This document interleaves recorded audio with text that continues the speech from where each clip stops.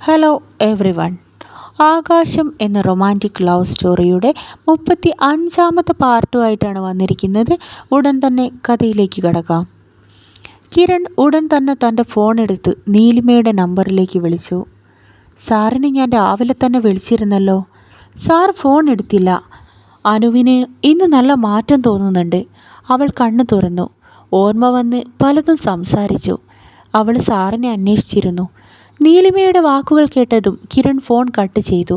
ലച്ചു, നീ പറഞ്ഞത് ശരിയാ. വേഗം വാ. അനുവിന് ഓർമ്മ വന്നെന്ന് പറഞ്ഞു. എന്നെ അവൾ അന്വേഷിച്ചിരുന്നുവെന്ന്. നമുക്കുടനെ ഹോസ്പിറ്റലിലേക്ക് പോവണം. അവർ രണ്ടുപേരും ഉടനെ തന്നെ ഹോസ്പിറ്റലിലേക്ക് പുറപ്പെട്ടു. പോകും വഴിയിൽ പപ്പ കിരണിനെ വിളിച്ചതും അവൻ ഫോൺ എടുക്കാത്തതുമെല്ലാം ലച്ചു അവനോട് പറയുകയുണ്ടായി. കിരൺ ഉടൻ തന്നെ പോകുന്ന വഴിയിൽ പപ്പയെ വിളിച്ച് സംസാരിച്ചു. സുഖമില്ലാതെ കിടക്കുകയായിരുന്നെന്നും അതുകൊണ്ടാണ് ഫോൺ എടുക്കാത്തതെന്നും അവൻ പപ്പയോട് പറഞ്ഞു. അവർ രണ്ടുപേരും ഹോസ്പിറ്റലിലേക്ക് കയറി ചെന്നു. പുറത്ത് കസേരയിൽ പതിവ് പോലെ തന്നെ കനകയും ആലീസും ഇരിപ്പുണ്ടായിരുന്നു. അവരുടെ മുഖത്ത് സങ്കടം വിട്ടുമാറി നേരിയ ആശ്വാസം വന്നത് കിരൺ ശ്രദ്ധിച്ചു. അവൻ അല്പം സമാധാനം തോന്നി. കിരണിനെ കണ്ടതും കനക എഴുന്നേറ്റ് അവൻ്റെ അടുത്തേക്ക് വന്നു. മോനെ, എൻ്റെ അനു കണ്ണു തുറന്നു മോനെ. ഏറെ നേരം എന്നോട് സംസാരിച്ചു. അതിനിടയിൽ അവൾ കിരൺ സാറിനെ അന്വേഷിച്ചിരുന്നു. കനക സന്തോഷത്തോടെ അവന് നേരെ കൈകൾ കൂപ്പി. പെട്ടെന്ന് ഒരു സിസ്റ്റർ അകത്തുനിന്നും പുറത്തേക്ക് ഇറങ്ങി വന്നു. അവൾ ആലീസിൻ്റെ കയ്യിൽ ഒരു ഷീട്ട് നൽകി. അമ്മ, ഈ മരുന്ന് ഫാർമസിയിൽ നിന്ന് വാങ്ങിയിട്ട് വരൂ. ആലീസ് ആ ഷീട്ട് കയ്യിലേക്ക് വാങ്ങി. ആൻറ്റി, ഞാൻ വാങ്ങിയിട്ട് വരാം. കിരൺ അവരോട് ആ ഷീട്ട് വാങ്ങി ഫാർമസിയിലേക്ക് നടന്നു. ലക്ഷ്മി കനകയോടും ആലീസിനോടും സംസാരിച്ചുകൊണ്ട് അവിടെ തന്നെ ഇരുന്നു. അല്പസമയങ്ങൾ കൊണ്ട് തന്നെ കിരൺ ആ മരുന്നും വാങ്ങി തിരിച്ചെത്തി. അവൻ ICUവിൻ്റെ വാതിലിൽ തട്ടി. മോനെ, വൈകിട്ട് ഇവിടുന്ന് റൂമിലേക്ക് മാറ്റാമെന്നാണ് ഡോക്ടർ പറഞ്ഞത്, ആലീസ് അവനോടായി പറഞ്ഞു. സിസ്റ്റർ വന്ന് വാതിൽ തുറന്നതും മരുന്നവൻ അവർക്ക് കൊടുത്തു. ഞാനൊന്ന് കയറി കണ്ടോട്ടെ, അവൻ സിസ്റ്ററോടായി അനുവാദം ചോദിച്ചു. ഓ, സാർ എപ്പോൾ വന്നാലും കയറിക്കോളാൻ ഡോക്ടർ പറഞ്ഞിട്ടുണ്ട്. സിസ്റ്റർ അത്രയും പറഞ്ഞ് അവരെ അകത്തേക്ക് കയറ്റിവിട്ടു. കിരൺ ഷൂ അഴിച്ചു വെച്ച് ICUവിനകത്തേക്ക് കയറിപ്പോയി. എന്നാൽ അവൻ അകത്തേക്ക് കയറി ചെന്നപ്പോൾ തലേ ദിവസം കണ്ടതിനേക്കാൾ പ്രത്യേകിച്ചൊരു മാറ്റവും അവൾക്ക് വന്നതായി കിരണിന് തോന്നിയില്ല. അതേ കിടത്തം, അവൾ മയക്കത്തിലാണ്. അതേ വയറുകൾ, വള്ളികൾ, മുഖത്ത് ഓക്സിജൻ മാസ്ക്. അവളിൽ യാതൊരു ചലനവുമില്ല. കിരണിന് വീണ്ടും വല്ലാത്ത പ്രയാസം തോന്നി. അവനാകെ അസ്വസ്ഥനായി മാറി. അവൻ അവളുടെ അരികിലേക്ക് ചെന്നു. ആ മുഖത്തേക്ക് വേദനയോടെ നോക്കി. എൻ്റെ അനു, കണ്ണു തുറക്ക് പെണ്ണേ. ഈ കിടത്തം എനിക്കേറെ വേദന നൽകുന്നുണ്ട്. അവൻ ആ മുഖത്തേക്ക് സൂക്ഷിച്ചു നോക്കി. അനു, നീ ഒന്ന് കണ്ണു തുറക്ക്.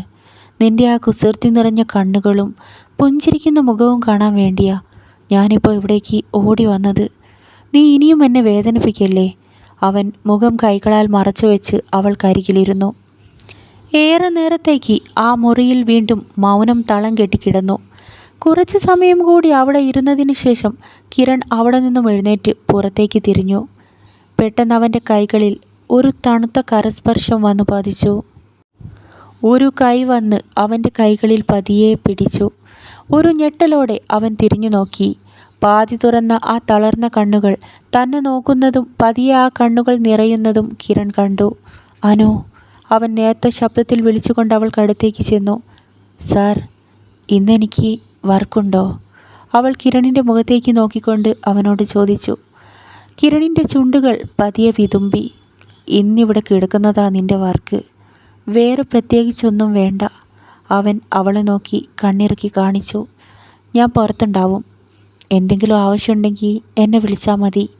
അത്രയും പറഞ്ഞ് കിരൺ പുറത്തേക്കിറങ്ങി. അവൻ്റെ മനസ്സിൻ്റെ ഭാരം അല്പം കുറഞ്ഞിരുന്നു. ലക്ഷ്മി അവൻ്റെ അടുത്തേക്ക് വന്നു. ഏട്ടാ, അനുപമയ്ക്കിപ്പോൾ എങ്ങനെയുണ്ട്? ഏട്ടനോടവൾ സംസാരിച്ചോ? അവൾ ആകാംക്ഷയോട് അവനോട് ചോദിച്ചു. ആലച്ചു, ഞാൻ അവളോട് സംസാരിച്ചു. കുറച്ച് സമയങ്ങൾ കൂടി അവിടെ നിന്ന ശേഷം ലക്ഷ്മി വീട്ടിലേക്ക് തിരിച്ചു പോയി. ലക്ഷ്മി വീട്ടിലെത്തിയ പാട് അവളെയും കാത്ത് ഗായത്രിയും ശ്വേതയും അവിടെ നിൽപ്പുണ്ടായിരുന്നു. എന്താ ലച്ചു, എന്താ അവിടെ കിരണിൻ്റെ വിശേഷം? അവൻ്റെ ഫോണിന് എന്തു പറ്റി? എന്തുകൊണ്ടാ പപ്പ വിളിച്ചപ്പോൾ അവൻ ഫോൺ എടുക്കാതിരുന്നത്? ശ്വേത ആകാംക്ഷയോടെ ചോദിച്ചു. ഇപ്പോൾ പ്രശ്നങ്ങളൊന്നുമില്ല ശ്വേത. 2 ദിവസം മുമ്പ് ഏട്ടൻ്റെ ഓഫീസിൽ ഒരു സ്റ്റാഫിന് ആക്സിഡൻ്റ് ഉണ്ടായി. അതിൻ്റെ ഒരു ഷോക്കിലായിരുന്നു ഏട്ടൻ. അതുകൊണ്ടാണ് ഫോണൊന്നും ശ്രദ്ധിക്കാതിരുന്നത്. ശ്വേതയുടെയും ഗായത്രിയുടെയും ചതിയാണ് ഇതൊന്നൊന്നും മനസ്സിലാക്കാതിരുന്ന ലക്ഷ്മി അവരോട് കാര്യങ്ങളെല്ലാം വിശദീകരിച്ചു കൊടുത്തു. എന്നിട്ട് എന്നിട്ട് അനുപമയ്ക്കിപ്പോൾ എങ്ങനെയുണ്ട്? രക്ഷപ്പെടാൻ ചാൻസ് ഉണ്ടോ? പെട്ടെന്ന് ശ്വേത ലക്ഷ്മിയോടായി ചോദിച്ചു. ലക്ഷ്മി അല്പം ഒരു സംശയത്തോടെ ശ്വേതയെ നോക്കി. ആക്സിഡൻറ്റ് പറ്റിയത് അനുപമയ്ക്കാണെന്ന് ഇവരോട് താൻ പറഞ്ഞില്ലല്ലോ. പിന്നെങ്ങനെയാണ് ഇവളീ കാര്യം അറിഞ്ഞത്? പെട്ടെന്ന് ശ്വേതയ്ക്കും അബദ്ധം പിണഞ്ഞത് മനസ്സിലായി. ഞാൻ നേരത്തെ വാരതയെ വിളിച്ചിരുന്നു. അവളാണ് പറഞ്ഞത് അനുപമയ്ക്ക് ആക്സിഡൻ്റ് ഉണ്ടായെന്ന്. വരദ അത്രയും പറഞ്ഞതുകൊണ്ടാണ് എനിക്ക് മനസ്സിലായത്. പെട്ടെന്ന് ശ്വേത അങ്ങനെ പറഞ്ഞപ്പോൾ ലക്ഷ്മി അത് വിശ്വസിക്കുകയും ചെയ്തു. ഇപ്പോൾ അവൾക്ക് പ്രശ്നമൊന്നുമില്ല. വൈകിട്ട് ICU റൂമിലേക്ക് മാറ്റുമെന്നാണ് ഡോക്ടർ പറഞ്ഞത്. ലക്ഷ്മി പറയുന്നത് കേട്ട് ഗായത്രി കൈകൾ കൂട്ടിത്തിരുമ്മി. ഷേ, എല്ലാം വെറുതെയായോ? ഇവൾക്കാണെങ്കിൽ ഒടുക്കത്തെ ആയുസാണല്ലോ. അവർ ദേഷ്യത്തോടെ തൻ്റെ മുറിയിലേക്ക് കയറിപ്പോയി. ഇതേ സമയം ലക്ഷ്മി തൻ്റെ റൂമിലേക്ക് എത്തിയതും ഫോണിൽ അവളുടെ പപ്പയെ വിളിച്ചു. പപ്പ ബിസിയാണോ? അവൾ അദ്ദേഹത്തോട് ആദ്യം തന്നെ ചോദിച്ചു. ഇല്ല ലച്ചു, നീ പറഞ്ഞോ. ഏട്ടനെ മോള് പോയി കണ്ടുല്ലേ? അവൻ എന്നെ വിളിച്ചിരുന്നു. അതെ പപ്പ, ഞാൻ ഏട്ടനെ പോയി കണ്ടു. ഏട്ടനിപ്പോൾ വലിയൊരു പ്രശ്നത്തിൽപ്പെട്ടിരിക്കുക, അവൾ മുഖവുരയോടെ പറഞ്ഞു. എന്തു പറ്റി മോളെ? അവൻ എന്നെ വിളിച്ചപ്പോഴും സംസാരിച്ചപ്പോഴും എല്ലാം എനിക്കത് ഫീൽ ചെയ്തിരുന്നു. അവനെന്തോ ഒരു സങ്കടമുള്ളതുപോലെ. അയാൾ പ്രയാസത്തോടെ പറഞ്ഞു. പപ്പ, ഏട്ടൻ ഒരു പെൺകുട്ടിയെ സ്നേഹിക്കുന്നുണ്ട്. അവൾക്ക് ഒരപകടം പറ്റി ഹോസ്പിറ്റലിലാണ് ഉള്ളത്. അതിൻ്റേതായ ടെൻഷനിലാണ് ഇപ്പോൾ ഏട്ടൻ. ബാലചന്ദ്രന് മകൾ പറഞ്ഞത് വിശ്വസിക്കാനായില്ല. കിരണിന് ഒരു പ്രണയമോ? അയാൾ ഒരിക്കൽ കൂടി സംശയിച്ചു. തൻ്റെ സുന്ദരനും സുമുഖനുമായ പ്രതാപിയായ മകൻ ഒരു അനാഥ പെൺകുട്ടിയെ സ്നേഹിക്കുന്നു എന്ന വിവരം ബാലചന്ദ്രൻ അറിയാൻ പോവുകയാണ്. കാത്തിരുന്നു കാണാം അനുപമയുടെ ജീവിതത്തിൽ ഇനി എന്തെല്ലാം പ്രതിസന്ധികളാണ് വരാൻ പോകുന്നത്. ആകാശം കഥയുടെ പുതിയ പാർട്ടുമായി ഞാൻ ഉടൻ തന്നെ വരുന്നതാണ്.